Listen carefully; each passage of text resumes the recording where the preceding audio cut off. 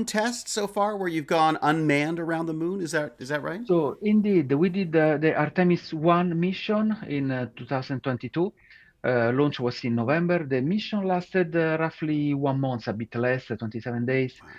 and took off mid-November from Kennedy Space Center Mm. in Florida.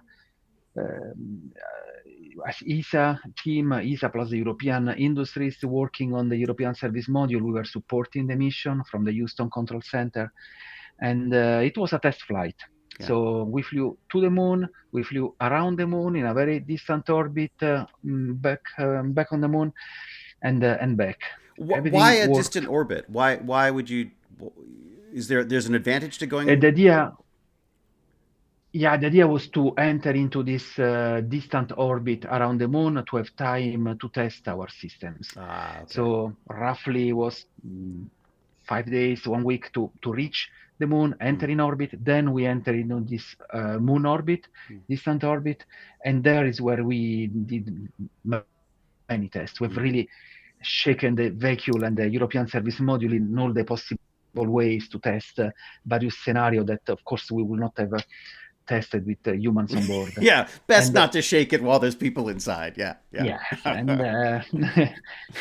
and then way back, travel back again, using the opportunity of the cruise back to perform as many tests as we could. Mm. And actually, the spacecraft and the European Service Module have really outperformed during this mission.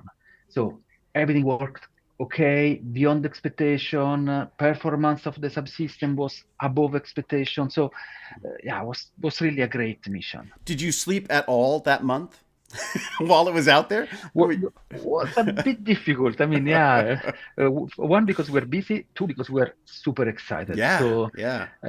after the splashdown, we started realizing what had just happened. But during the mission, we were fully concentrated on what was happening. Yeah. Really, it was really amazing. So when does the next stage of this happen? So Artemis program is a long-term program. We had this test flight in 2022. Next year is planned the launch of Artemis 2. Is planned by NASA not later than April. So Yeah. we target between January and April of 2026. Is that a weather And related thing or is that a position of the moon? What's the is there a there window are there? there are launch windows that are Mm. related to the moon positions, Right. yes. Okay. Basically, the energy you will need to go there. So we launch when there are good opportunities to reach the moon, Right. and Right. also there are also many constraints in terms of operations, like you want to recover the crew after splashdown during daytime, for example, Oh, right. Of course. not Yeah. at night. I mean, there are many things that need to work together. So we have various launch windows. And why next year is basically because of readiness of the full enterprise. Mm. Orion need to be ready. The spacecraft I was just showing, also the launcher has to be there, the launch tower, all the ground infrastructure to Mm. prepare the astronauts and to recover them after. So this will be the time to prepare the mission. I just to get people a sense, how big is this thing? Like how large is this is the module? So the module, the spacecraft first, so the full spacecraft you see here is roughly 7 meters tall from Oh, the back to the tip, wow. and 25 tons, metric tons weight. Wow. Uh, when you look inside, and the ESM, okay, in terms of size, is almost half of it. Fully charged at takeoff is 15 tons, Right, right. roughly, with all the tanks full with propellant and water and everything. Right. But when you look inside, it's not so big. I mean, if you can look in the crew module where the crew will spend the mission, actually, Yeah. it's a small space. That's a caravan. Artemis, That's a caravan holiday, and you can't open the windows. yeah, it's almost as being in a car Yeah. Yeah. for many Yeah. days in a big car. And Artemis 2 mission will be a mission of 10 days. I mentioned Artemis 1 was roughly 1 month. Mm. Artemis 2 will be the first one with crew on board. So we want to test all the crew interface. We want to test that crew can pilot the thing. They will also Mm. test the manual piloting. That they can use the water, oxygen, all the services on board. Um, and will be a 9 days mission, 9-10 days mission. Right. Basically, the plan is to lift off from Florida, go on orbit around Earth, use the orbit around the Earth to do several tests, including the piloting test. They will manually pilot the spacecraft, simulating a rendezvous with with a landing Oh, right. They're module like that will testing only it. arrive later. You're They like will testing it test on the it. rest of the spaceship, or something. Isn't there like Yeah, a, yeah. actually, they will use the last stage of Yeah. the launcher. I thought that was so smart. After separation, they will point back Yeah. to the launcher upper stage and then do some maneuvers around it to make sure that they will be able to do this for the future Artemis missions. I thought that was Then, so clever. Like, just such a clever, like, because yeah, it who'd have is, thought of it? I because mean, yeah. you are there, use the opportunity. Yeah. And also, we want to, as is the first mission with men on board, we want to stay around the Earth to do some tests, checkouts before we start the transfer to the moon. Did you have to, is that section, I mean, the section that's ejected that you're then going to sort of play with, was it designed to have an ability to latch onto it or something? Will be completely passive. Okay. I mean, will be just a passive target, and the game will be to track it and to move around it, to change attitude, and this will prepare for the future. How is the ship controlled? Is it like is it sort of a spaceship yoke type thing, or is it like a joystick? How does one control something something very like this? cool devices. Yeah. You can find on YouTube some videos of the Artemis 2 crew demonstrating these devices. Okay, all right. I will do that then. It's really nice. Yeah, It's let's say modern generation joystick, basically, with which they manage to control the translation of the spacecraft in the various direction and the attitude of the spacecraft. Fantastic. Okay, And so they do they spin around, they orbit for, how many times do they go around the Earth? Will be one day, the first day, Okay. basically. All this will happen on the first day of mission. And after once all this is done, then we'll do the lunar injection. So we will use the main engine of the European service module to propel Orion to the moon. Right. And for this mission, there is no landing on Artemis 2 yet. It's not the purpose of this mission. So will be a mission around the moon and back. Will be the first time since Apollo that we will have astronauts so far. Right. Now, is there anything that you're testing in that process as well, leading up to is it just this section of it, or are you actually going to look at how they would go about landing and stuff when they get to it? There will be many tests done as well. We will not do anything risky. When I was mentioning Artemis 1, we shaked the spacecraft. What I meant, we generated strange conditions on board. We went above the limits. We really tested the margins that we had. Right. With Artemis 2, we are keeping the margins for the safety of the astronauts, of course. Yeah. But still, there are plenty of things to test. So there are many what we call in-flight test objectives that we will cover during the flight. Yeah, you got to look after those Canadians, right? You got a couple of Canadians in there as well, right? So you want to look after them. And we have one Canadian on board, absolutely, yes. Yeah. One of the 4. Right. So we will take care. Yeah, special care of the Canadians, please, if that would, They can have like a little mint on their cot when they go to bed or something, you know. So okay, and how much what is your, like I know the service module gets sent off to Florida, and so they can set it all up and get ready to go. But you're in Europe, so how are you involved in this now? How does it work once Florida's got it? To look at the full story, because I mean, Artemis 1 flew a few years ago, but the work started more than 10 years ago. Right. It's quite a very long process. Yeah. So how this works, as European Space Agency, we are in charge of procuring from the European industry to build and acquire and test the European service module. This is done in Europe. And we have contracts for the moment up to the ESM 6, European Service Module 6, and we are negotiating now the contract for a further batch of European service modules. Right. So it's a serial production. Right. Components are built by various companies around Europe. More than 10 European countries are collaborating, are building those parts, and everything converge in Bremen, Germany, Right. where Airbus, the prime contractor, is in charge of integrating the service module. Okay. There is a long activity of integration, really building up, putting the pieces together, and testing that everything is okay. Right. Once everything is tested, we ship to US, we ship to Florida. Right. It was done by plane for the first modules. The latest one, we have recently delivered the third one by ship. It was Really? really interesting. Wow. Yeah.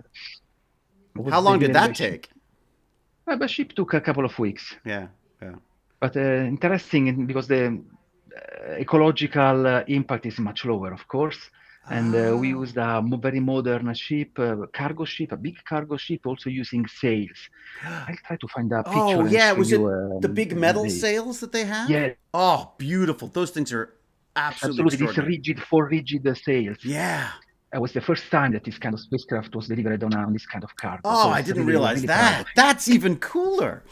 It, I it, could go it down a is, whole yes. rabbit hole just on the ships. I spent a whole day looking at YouTube videos about all these modern ships. I was so fascinated. That's so cool. Whose idea was that? Yeah, we were really, really proud about that. Yes, to be Yeah. able to deliver by ship. Yeah, it took a bit longer, but it was really a, a more modern way, maybe, of doing things. Oh, that's fantastic. Because there's not. I mean, it's one of those things that I don't think people generally think about. Like, what's the sustainability? What's the Of course, ecological impact of this stuff? yeah, there is a huge logistics around it, and the sustainability is also part of the game. Yes. And it doesn't affect the service module at all. There were no Of, problems of because of course, it. it was kept under control. We had some people on board, Mm, even some colleagues from the European Space Agency on board, taking measures all the time about mm. movement for waves and humidity, weather. Everything was good, and Well, it yeah, because arrived salt in water mint too. Well, what conditions. am I saying? I guess salt water. I guess it's probably not as severe as it'll be Oh, out in space. But yeah, was well protected into a yeah, container anyway. yeah. Oh, that's With fantastic. I love hearing that. That's just such a fun angle on it that I hadn't even thought of. Okay, so it gets And shipped there. coming back to the process, once Mm-hmm. we ship to the US, the service module is immediately integrated with the US parts, and then Right. the process starts of integration to build the full Orion spacecraft in the US. Mm. We integrate under NASA control, and some system level tests are done there as well. Mm. We have a thermal test of the whole spacecraft, acoustic test where we send acoustic waves, sound basically, Yeah. against the spacecraft to test how we react to the launch environment. Oh We test, wow. So we have they a get to shake it. performance. They get to shake it a bit before. Yes, yes, Yeah. Yeah. absolutely.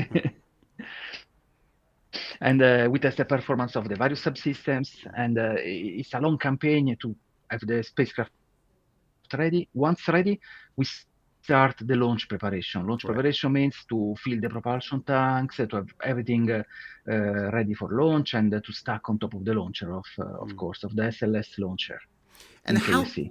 how much of the So launcher is as how of much of the today, launcher? Oh, sorry. Yeah. Yeah. no, just to give you an idea, as of Yeah. today, we've launched one. The second one, Artemis 2, is now under launch preparation. Artemis 3, I mentioned, is the one that ESM-3 was delivered by ship, and now is doing this integration Right. in the US. And 4, 5, and 6 are in Bremen currently, Oh at wow. different stages of integration. So it's really a series production. And how much of that? How much of the actual service module is dedicated to the astronauts? Like how much of it is like food and water and things that they'll need while they're up there? So the astronaut, let's be clear, they cannot enter into the service module. Oh Okay, really? it's Oh completely okay. no, it's completely separated. Also Oh because what re-enters, I go back again to yeah my yeah yeah. model. Sure sure. It's only this part, the front cone, and on the back there is a thermal shield, of course. So Oh this is yeah. only what is re-entering. There So is they're a thermal shield completely on the back. individual. Okay. Is completely isolated. So there is Right. no way to move from the crew module to the service module. Wow. Service module is completely separated. So we have services there, Mm. mentioned the water, the oxygen, and there is piping to deliver this to the crew module. I see. but it is a Wow. separate model. Okay. Wow. Okay. That's. I didn't realize it was so. I mean, it makes sense, but that it was so that it's so separated. Um. It, it is, and the main reason being the thermal shield on the back of the crew Yeah. module. So this is a complete, it's a wall, it's a really complete separation between the Yeah. two. Yeah. You don't really want any holes in that. You Generally. don't want to know. Yeah. It's a bad idea. What do you think is like? What's the most complicated part of this? Was there something that you? What was the hardest part of building something like this? Would you say? So there are two kind of challenges, I think, here. First is really the technical challenge. I mean, we are talking about a complex spacecraft to transport the humans, so everything has to be fully failure tolerant. We have to show respect of all the various safety rules, standards. So this is hard. Okay, Yeah. this is the So it's all technical.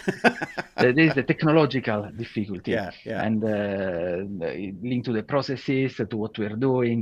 And then there is also difficulty of working on an international cooperation with so many countries Yeah. participating, Yeah. so many entities, different languages, different time zones, Hmm. different way of working, different standards, sometimes even different measurement units. And yeah, Yeah. so you need to get acquainted to this kind of environment. And Right. actually, it was difficult in the beginning. Today is exciting, really, to see Yeah. this international community working together and being able to work together and overcoming all the obstacles that I mentioned. It was always one of the things I loved about any discussion about space was it always involved all of these different countries working together. No matter what was going on, there was always a bunch of scientists working together to get us off the Yeah, planet, you know. as we see it, space is for the humanity. Yeah. Space is not for one nation or the other nation. So working together to reach space is great. And Artemis is a very big international cooperation. We have the Canadian you mentioned, Yeah. Yeah. but we have also other countries building various elements for Artemis. Artemis is not only the vehicle to go there, it's also activity to do on the moon. Japan is providing material, Canada is providing material. Several countries have signed the Artemis agreements Hmm. with NASA to be part of the moon Wow. exploration. So it's really something done by the humanity. So when this is over, like when you've launched all of these the Artemis vehicles that you're a part of, where will we be? Will we be on the moon? Will there be a base on the moon? Where will you be at the end of these vessels? Orion is basically the taxi, okay, to Mm. transport the astronauts back and forth. There are Mm. other elements.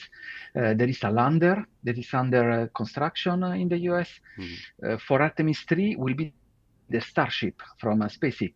Right. So it will Right. be a very exciting mission, the Yeah. Artemis 3. Yeah. Yeah. And again, also with private companies participating, SpaceX will send the Starship in orbit around the moon.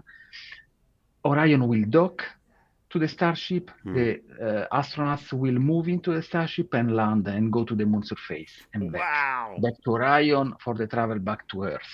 Wow. This will be the scenario of the Artemis 3 mission. Mm. Starting from Artemis 4, we plan to have the Lunar Gateway in orbit around the moon. This Right. Lunar Gateway is a station similar to the International Space Station that we have on the low Earth orbit. It's again an international cooperation with modules built by different organizations, and will be around the moon. So the job of Orion at that point will be to transport the crew, the astronauts, to the moon, to the gateway, Right. to the moon gateway. From Right. there, they will be able to move into a lander and again to go to the moon surface and back. Wow.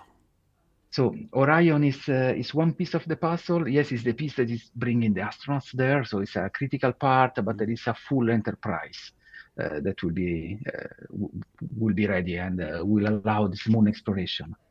And are you there for all of this? So at ESA is also participating, European Space Agency is also participating in the gateway. We are building the habitat of the gateway. We're Oh, building really? some modules Oh, there. great. Okay. Yeah, Yeah. a refueling module, a communication module. So ESA is active in different stages. What we do on our project, my team in particular, we work for Orion. We are really focused on the European service module. Right, right. And that service module will be a part of Orion throughout the entire process.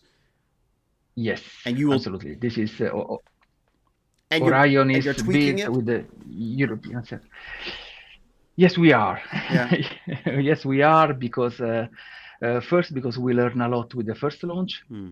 So there were things we wanted to improve after the first flight. What did you find? Sec What were things that came up that you were that you've worked on? so luckily we didn't have any major issues, Hmm. but we have detected power equipment that was sensitive to radiation, and this was not expected. So we Right. had to fix it. We have also added some additional subsystems that were not present in the previous flight. Hmm. So for water and oxygen, uh, what else? Yeah, some minor things we had to fix here and there to be more performant. But I think in terms of changes, main thing are additional requests we are getting from NASA because of the new Artemis mission that will be more demanding. Hmm. We want to fly more longer mission. We want to fly mission transporting payload Right. to the gateway, so more mass at liftoff. This means to have more propellant, more push capacity, more thrust. Hmm. So mainly changes are to increase the performances Right. beyond what we have seen for with Artemis 1. And are you finding that any of the simulations that you're doing, are you noticing differences? I mean, are there big differences between the stuff you're simulating and then building and then putting it out? When you put it out there, are you seeing are they holding up? I mean, do you feel like we're there? Uh, this is this was super interesting because of course on ground you cannot anticipate what exactly will be the flight scenario. Of course we have models, of course we have experience, of course we have thermal chambers or shakers where we can reproduce some of the environment. Yeah. But in the end, the reality is the flight. That's it. Yeah. So you cannot test in that condition before the actual flight. So during the flight, you discover. And with Artemis 1, we've acquired a huge amount of data that, as I said before, allowed us to improve some things on the spacecraft. But what is even more important, to refine our models, to better understand the conditions of the flight, and this will be Mm. used for the next flights. That is fantastic. How did you get into this? How did you end up doing what you are doing? I mean, was this always the goal? Did you always want to be a part of this kind of thing, or did you sort of find it along the way?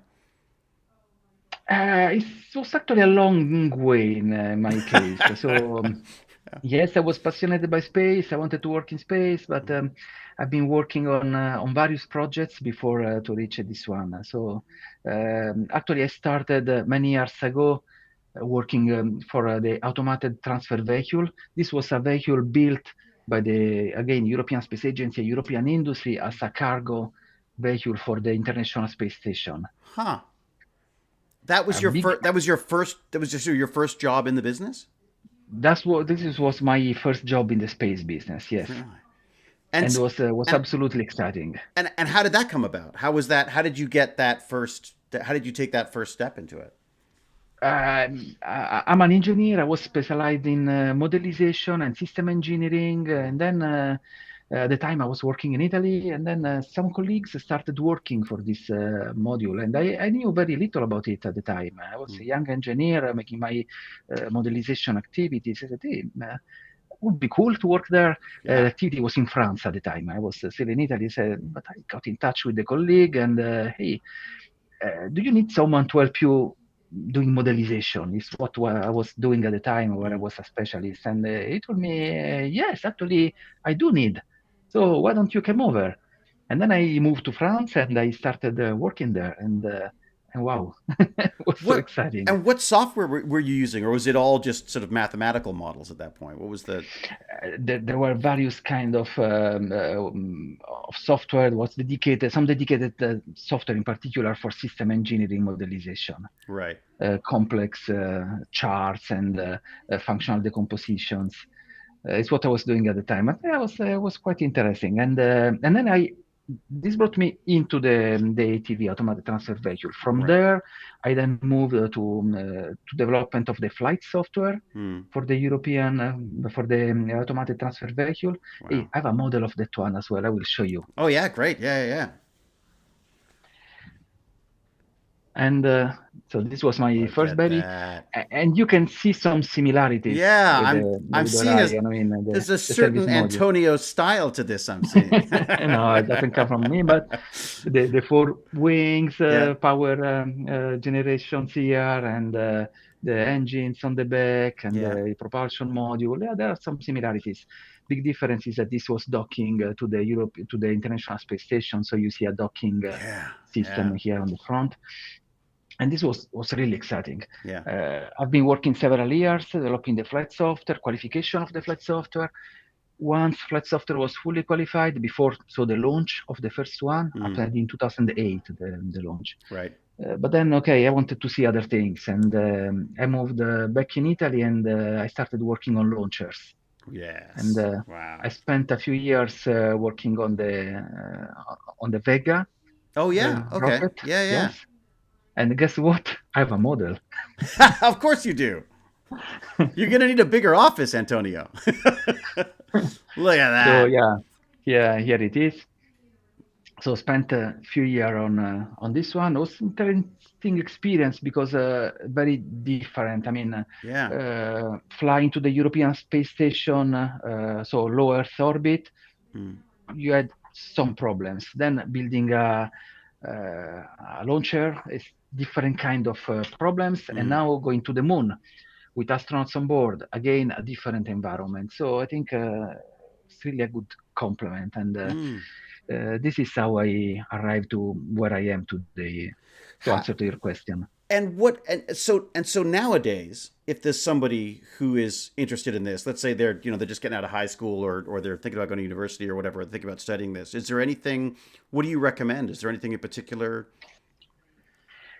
other than just a But passion for it, I guess? definitely for people studying aerospace or coming out of university, of having this path of study, have a look to the European Space Agency website. We have a very interesting program for young graduates. Mm. Young graduate trainee program. There are opportunities every year. We also have some of these young graduate working with us on the European service module. Mm. So there are opportunities, absolutely interesting. It's a great way to see how these things are done. So this is what I can really recommend. Are there any of these Kerbal space programs, or any programs at all that people could be of any use to people that you I know of? personally not involved in those, but I know that there are, and you can reproduce basically a full Artemis mission. Really? Wow. Yes, yeah. Oh wow. Yeah, you don't have time. You're doing the real thing. So Yeah. you can really play at home and with Kerbal and this kind of software, and yeah, you can rebuild Artemis how you think is better. Oh, that's It's great. amazing. It really is. I mean, what are the biggest changes you've seen since you started? Is it all software related, or is it, I mean, materials? Where do you see the biggest sort of advances? So yes, we have tools that we didn't have 20 years ago or even 10 years ago. Hmm. Tools of various kind, technical tools. So today to have a 3D modelization of something Hmm. is very easy. For example, as software, I mean, CAD-based 3D modelization. Hmm. We have 3D printing. Now it's Oh super yeah. common. Yeah. Yeah. And this changed a lot the way of doing things. Is this why you have so many Uh, models? but it's used technically also because you can, if to test the integration procedure, you can Yeah. quickly build 3D models of the hardware you need to integrate and just go there, go on the shop floor and test how you can move, if this part will fit, if I have an interference somewhere. So this was a big change. It's extraordinary, isn't it? Um, Yeah. and also, what changed a lot is the communication tools. It's not technical. I mean, this is more people related. Huh. but it changed really. I mean, what we are doing now, how we did the Orion, would have been very difficult to do 20 years ago. Really? The exchanges across the ocean would have been much more difficult. Now you have collaboration tools. You can work on documents in real time on both sides of the ocean. You can easily tie many people into a teleconference and share Hmm. material, update. These collaboration tools, I think this really boosted us. And when you say communication tools, you mean things like Microsoft stuff, or what do There you? are the various teams and things like this, but Yeah. also the collaboration tool like, I don't know if you're familiar with those, Jira, Confluence. Okay. Yeah. Those are tools, actually, they started from open source communities, Yeah. Yeah. development communities. So they allow people in any corner of the world to work together to a subject. Mm, And this is really powerful. yeah. So I think I've really seen a big shift how you can have people working together with these kind of tools. And is there an operating system of choice? I mean, are you all running sort of a Linux or a Unix type thing, or is it? I mean, what runs all this? Uh, Actually, I'm on Windows at the moment. Oh Some yeah. people Okay. are on Mac. So for the office work and this kind of collaboration and Mhm. communication, we use standard laptops. And what about And the of ship? course, What about we have the? Yeah. technical computers, of course, and that we can use for running models and running more complex things. These are different machines. And With dedicated computers on board. For what concerns the European service module, we have only one computer driving one of the equipment.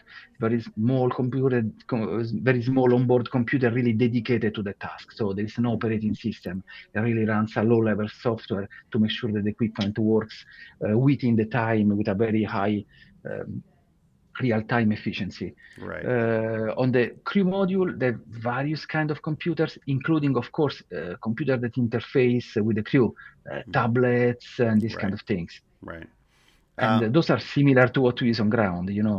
So yeah. You don't have to it's reinvent. You don't have tablets, to reinvent yes. that. You know.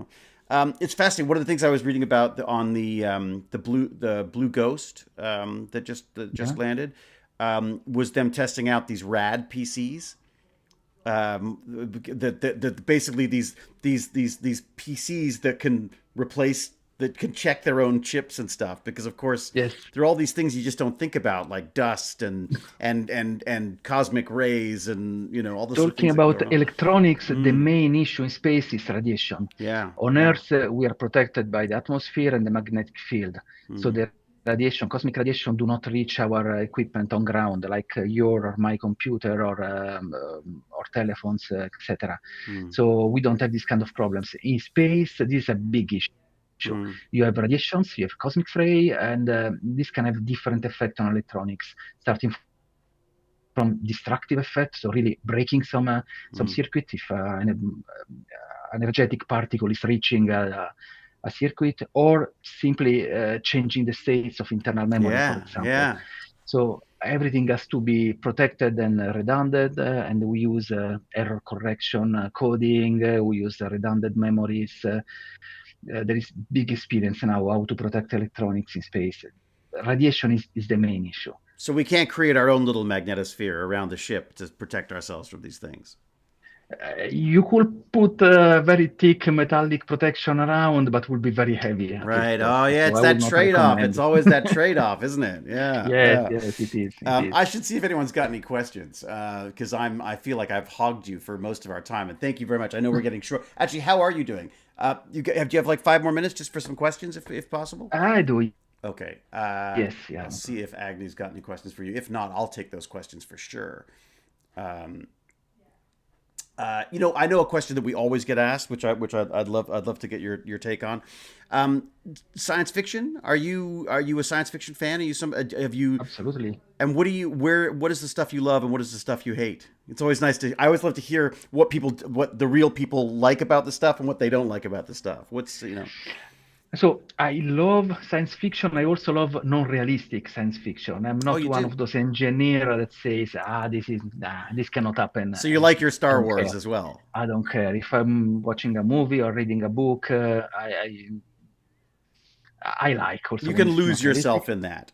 Yeah. Yes, Yeah. yes. I mean, of course, you can suspend your technical part and just enjoy. Yeah. But I also like when it's realistic Mm. science fiction. Like, I don't know, when you read The Martian, for example, Oh, I by loved Andy it. Weir, and Loved it. then Yeah. you see how he imagined the mission on Mars and how this person, this astronaut, rescued himself. I mean, Mm. that's Mm. great. Yeah, it was That's really fun, really, wasn't I it? really love it. Yes. What other books have you got? Have you got? Are you doing any of the Expanse stuff? You read I any of the mean, Expanse? what I like are I mentioned Andy Weir. I mean, it's great. A book I've been recommended recently is Ascension. I didn't read it Oh yet. yeah, yeah, It's on my yeah. it's on my list. Do you have He said time it's to read? great. Always, yes. It's one of the few activity I manage to do in the little free time Oh, remaining. very good, very good. And movies? Any good? Do you have like what's your favorite sci-fi movie? Is there one that spoke to Movie you? movie there are many and various kind. I mean, yeah, of course, starting from Star Trek, it's Yeah, fascinating yeah, yeah. for what it is, but also more modern. One I can mention is Gravity, and there Oh, is a yeah. reason why it's also one of my favorite movies is Mm, that you see all the spacecraft that existed at the time in that mm, movie, mm. and they've used the real models. I Oh, mean, they the real did. technical models to film the movie, the software models. I mean, to Wow. simulate the spacecraft. So you see the Soyuz, you see the International Space Station, you even see the automated transfer vehicle, the ATV, the one I just showed Yeah, you. yeah, For a brief scene, you see it, and unfortunately, it gets destroyed in the movie. yeah. You're like no. But still, I mean, to see to see our baby in a Yeah, movie, wow, yeah. Oh, it that's is really great. cool. I didn't even thought of that. That's So now great. I'm looking forward to the first science fiction movie with Artemis and Orion in it. Yeah. Oh, I'm sure there's got to be. I mean, well, this is the beautiful thing about it is that I always loved science fiction because of its influence on people's science curiosity stuff. But there is a risk there. I was talking to a wonderful old scientist about this, and his concern was I won't sort of out him on this just in case he's not I mean I don't know whatever, but he was saying his concern was that because science fiction is so wow space lasers aliens that maybe are we putting people off the real stuff, which is as you say it takes 10 years, you got to build a spaceship, there's a lot of there's a lot of work that goes along with this. Yes, the risk is there, yeah, because Mm, people see things in the movie and they say, yeah, but this is easy. right. This risk is there. And also, sometimes it's difficult to get a perception of what is doable or not. A question I got a few times is, hey, do you have a room where you can simulate absence of gravity, Right, for right, example, right. on Earth? I mean, Yeah, it's on because a in the science plane. fiction movies you see these things. I mean, Yeah, and there is a reason why, by the way, because when you shoot a movie, it will be super expensive to shoot a full movie simulating oh yeah, the absence of gravity. So absolutely. usually they have something that allow an artificial gravity. No, this doesn't exist. So yes, Right. there is this risk of wrong perception by the public. Is there any film that stood out for you as did you that you were like, "Oh no, why are we, why are we going there?" Any movies where you There just go are like, just too silly? I mean, if it is a good movie, even if then the story and the scenario is Mm. absolutely unrealistic, I think it can still be a nice movie. Things Right. I don't know, Passenger. You remember Oh yeah, the yeah. sleeping beauty Yeah, going yes. to a far away planet, and then Yeah. there's a lot of things happen. Yeah, of course. I mean, the scenario is not something going to happen at least in the next what we can see in our life, but still, I mean, it was a good movie, It's a and story to there was tell. some Yeah, yeah. nice engineering as well in that Oh, movie. was it? So Oh, yeah, very good. Oh, okay. That's good. That's funny. yeah, I liked it. It sounds like I feel like people in the space industry and people in the film industry are similar about their approaches to films in that it's a testament to the film if you can step out of seeing how it's done You know, because I often find in a bad movie, I'll go like, "Oh, why is the camera there?" and that doesn't make sense, and you lose yourself in the Yes. technical stuff. But when you can just sort of sit back and go, "Wow," that's always such a great sign. If you enjoy the story, enjoy the movie, Yeah. then of course you block your rational thinking and you Mm. just enjoy it. Any plans to write down your story? It's something I'm thinking since a long Yeah. time, but I don't know when I will have the time to do it. It would just be fascinating because I just feel like, so much has changed. I remember my granddad saying this, but that so much has changed since he started and he was in medicine, but just the huge leaps that had happened during his time. It was just fascinating for me I remember as a kid, just even just hearing him talk about not the way things were, but just the how things have progressed along the way. I find that absolutely fascinating. But Um, there are famous and wonderful books that came after some events, after some missions, just mm, because then the person, think to Apollo 13, for example, and then person took the time. By the way, another great movie, Apollo 13. oh yeah. Oh yes. Yes. Yeah. Yeah. Yeah. Yeah. Fully realistic in that Yeah. case. Yeah. Yeah. And but, okay, because the people involved there took the time to write down what happened to them. And Mm, when you mm, read it now, wow, it's a great story. mm. And it's amazing the little things that you don't think of as important that will really resonate with people as well. Yes. So, I got a couple questions for you. So, Ancritus says, will the CO2 scrubbers of the different ships, the orbiter and the lander, be compatible with each other? Don't even know what that means, really. That's a good question.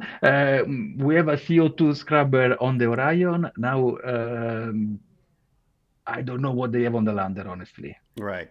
So they're really just completely different systems. There's just not. I mean, But I don't see a need why they should be compatible. I mean, right. the reason why they are there is to process the air and to make sure the air is breathable. Mm. How long could you do that? How long could you keep uh, just recycling the air? We have big tanks of oxygen, so we Mm. keep pumping fresh oxygen in the cabin. Oh, okay, all right. So you still, I see. So there's only so much And scrubbing you can we do. size the tank on the maximum duration of the mission that you Mm. expect plus margin. So there will be plenty. So The the astronauts scrubber will just have makes it this. last a little longer. Is that the idea, or? Yeah, it's removing excess of CO2. Oh, okay, all right. And is that stored or is that just ejected? I mean, is that? It's stored. Yeah, yeah, okay, all right. Yeah. Another question is any good speaking about books, any good books on the subject? Is there anything people should be reading if they want to get into this kind of stuff? I mean, we are not talking science fiction now, I No, think. no, this is the real science now, Antonio. Yeah. Um, I mean, there are very good books about space. If you want to really know about, I don't know, because if you want to start this as a career, Mm, so really to work in the system, mm, what I would recommend, and was my path at least, so this is why I recommend. There are also different paths, but in my case, I'm an engineer, so I really went into system engineering. right. System engineering is quite a generic discipline. It's not only space related. It's the discipline on how to work in complex systems, how Mm, to design system that where a single person cannot look to each detail. So you right. need a good methodology to decompose, to track what are the problems, what are the interface, to work the small pieces one at a time, and then to make sure that when you put everything together, you get what you want. This is the system engineering. And this is what I would recommend to people who really wants to get into this business. There are also other paths.